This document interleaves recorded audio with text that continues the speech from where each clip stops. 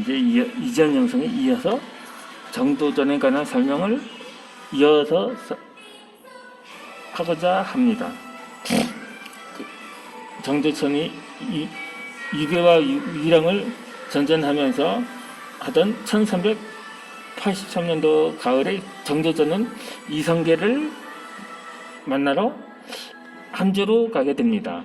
한주 군영에서는 정도전은 이성계의 군대를 칭송했다고 합니다. 그러고는 군영 앞에서 노송껍질을 벗겨서 시 한 수를 적기도 했습니다. 아득한 세월 견진 한 그루 소나무, 첩첩 깊은 상선에서 잘도 자랐구나. 좋은 시절 훗날에 다시는 볼 수 있으려나? 인생살이 돌아보면 묵은 자취인 것을. 이 만약에 정도전이 이 정치판에 나서지 않고 그냥 시를 지으며 살았다면 아마 그는 목숨은 그때 평균 수명을 감안하면 57세에 사망한 게 그렇게 유절한 편은 아니라고 볼 수가 있었던 거죠. 아무튼 이성계의 호가 송원이었기에 소나무는 이성계를 가리켰던 것입니다. 시의 전반부는 모진 풍파를 견디며 변방을 지킨 이성계와 잘 훈련된 그의 군사를 칭송한 시를 적어서 읊었던 것입니다. 그렇지만 시황시 후반부에는 훗날 선명을 기억했다고 보기에는 그 심정이 애잔했다고 볼 수가 있을 것입니다. 훗날의 만남을 기약했지만 인간의 그것은 해묵은 흔적처럼 아득히 잊혀지는 걸 당시 그는 잘 알고 있었던 거죠. 또 이듬해인 1384년 다시 이정계를 찾아가게 됩니다. 그리고 또 그 같은 해 7월에는 정교부랑에 복직되고 1385년에 성균관으로 돌아오게 됩니다. 하지만 곧바로 외적을 자원해서 남양부사로 떠났다가 3년 만에 중앙정계로 복귀를 하게 되죠. 1388년에 위화도 회군으로 정권을 장악한 이성계가 그를 성균관 대사성으로 추천했기 때문이었죠.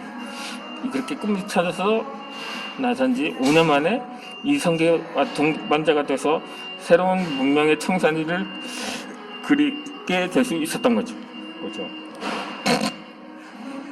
그 위화도 회군이 조선건국의 제1부였다면 마상의 건국을 제도의 건국으로 이끈 적은 정도전이었던 것입니다. 그는 위화도 회군 직후에 혁명 세력의 경제적 기반 확보를 위해서 토지 개혁을 주도했고 성경 후에는 새 국가의 설계들을 마련하는데 탁월한 능력을 발휘하게 됩니다. 그런데 그의 약점을 집요하게 파고든 정도전 절기에도 이 점에 대해서만은 개국에 도움이 될 만한 뭐에 참여하지 않은 것이 없다고 기록할 정도의 평가를 했을 정도였습니다. 그러니까 호평을 한 것이었죠. 그리고 드디어 조선이 건국되던 1392년 7월 17일에 왕위에 오른 이성계는 사흘 뒤에 정도전에게 도평 의사사의 기물을 맡기고 동시에 인사를 관상하는 상사사 업무를 맡기게 됩니다.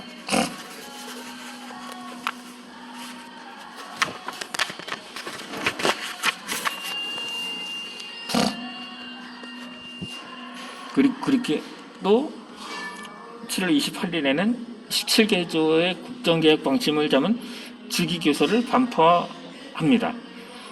그 교서는 정도전이 작성을 했던 것입니다.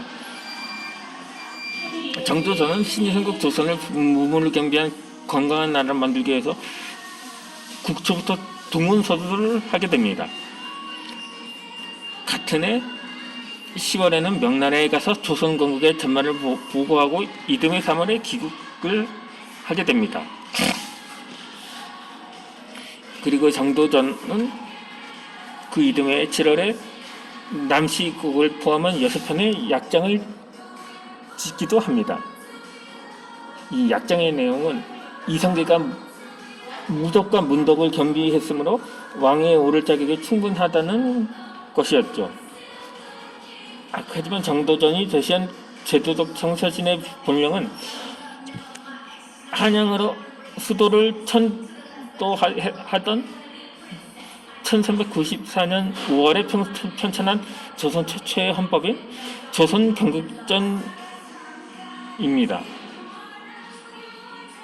이 책은 주례 육전 체제에 따라 편제했지만 정조전은 주례에 없는 정보의 국호, 전국본, 세계 교소 등 5개의 정치적 청론 조항을 덧붙이게 됩니다. 이 조항들은 왕실과 국왕의 이상의 전 권위에 관한 내용이 있지만 이 정도전의 숨은 의도는 국왕의 권한과 책임을 법령으로 규정하는 데 있었던 것이었죠.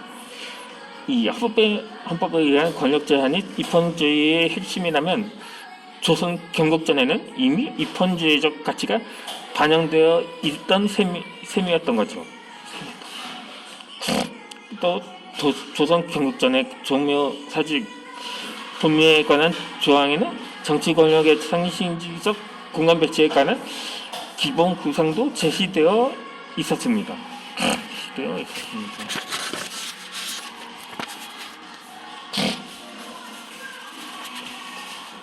이 정도전은 조선 경국전의 공정천에서 수도를 설계하는 데 있어서 가장 시급한 것은 궁궐이 아니라 종묘 서직 건설이라고 밝힌 바 있었습니다. 이 종묘는 왕실의 역사적 정체성을 결정하는 공간이고 사직은 민심을 얻는 상징적 공간이기 때문입니다. 그는 종묘 설치도 강조했는데 이는 조선이 이식 왕실만의 나라가 아니라 지식만인의 나라이기도 하다는 점을 밝힌 것입니다. 그리고 이듬해인 1395년 9월에는 종묘와 궁궐이 준공되자 정도전은 이 태조의 명을 받아서 새 궁궐 이름을 경복궁이라 정하고 근장전과 사정전을 비롯한 궁궐 내 여러 정각의 이름을 짓기도 합니다. 이 경복이란 말은 태평양 왕업을 영원히 이어가라는 염원을 담았고 근정이란 말에는 이 안일과 욕망을 경계하라는 충고를 담았던 겁니다. 이 왕실과 군주의 권위를 높이면서도 왕권의 일탈을 막으려는 소신을 궁궐의 전각의 이름에 새기고자 했었던 것입니다. 경복궁이 완공된 다음 해 4월에는 한성부 설계에도 참여하게 됩니다. 일신의 영단이 목적이었다면 개혁은 그쯤에서 멈춰야 했었던 거죠.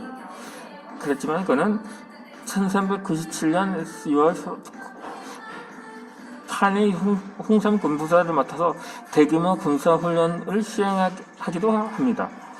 이 품적인 목적은 요정 정도였지만 반대 세력은 정도전이 정권을 장악해 왕자들의 사병을 혁파하려 한다고 이심을 했던 때였습니다.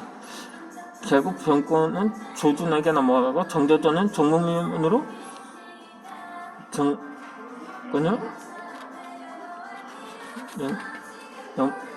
넘어가게 하죠. 이제 넘어가죠.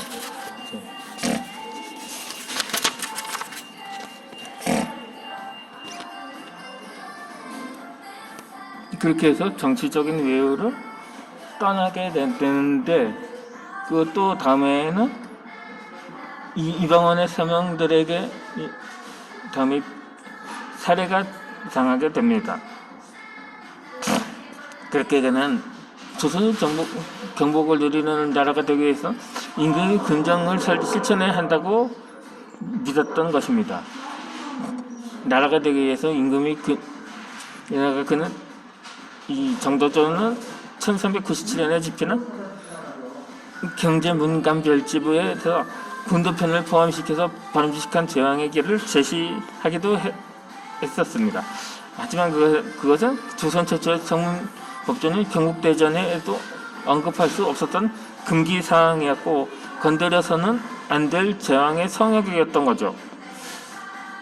그래서 실록은 정도전의 최후를 제왕의 권위를 가벼이 여기다가 결국 위험이 다치다가 목숨을 구걸했던 비련의 인간으로 그려졌던 거죠.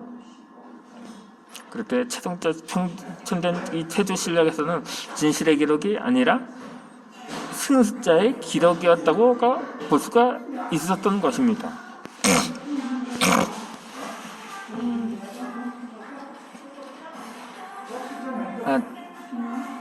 다음 영상에서는 당대의 라이벌이자 한때 동지이기도 했던 정조에 관한 설명을 드리도록 하겠습니다.